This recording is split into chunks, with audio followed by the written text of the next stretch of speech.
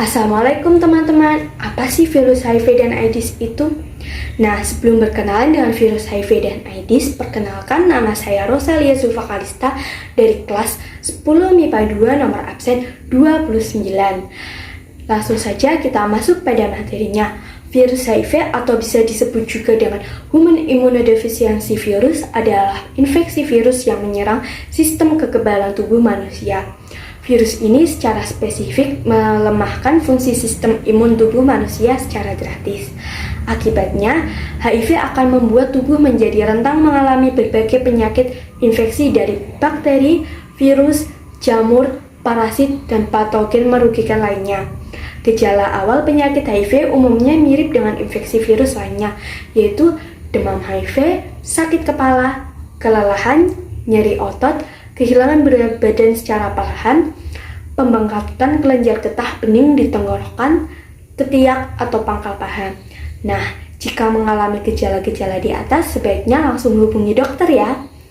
Infeksi virus HIV umumnya memakan waktu sekitar 2-15 tahun hingga menimbulkan gejala.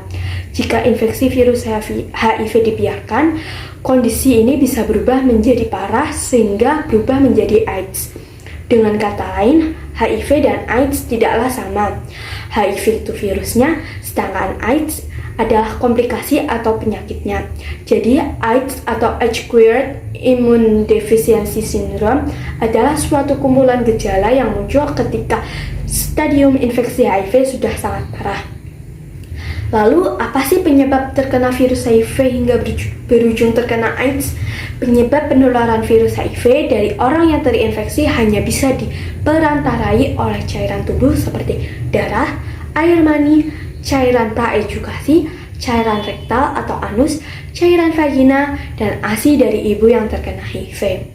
Namun, jangan salah sangka ya, kita tidak dapat tertular virus HIV melalui kontak sehari-hari seperti bersentuhan, berjabat tangan, bergandengan, berpelukan, cipika-cipiki, mendonorkan darah ke orang yang terinfeksi lewat jalur yang aman, menggunakan kolam renang atau dudukan toilet yang sama, berbagi spray, berbagi peralatan makan atau makan makanan yang sama, makanan yang sama, dan gigitan dari hewan seperti nyamuk atau serangga lainnya.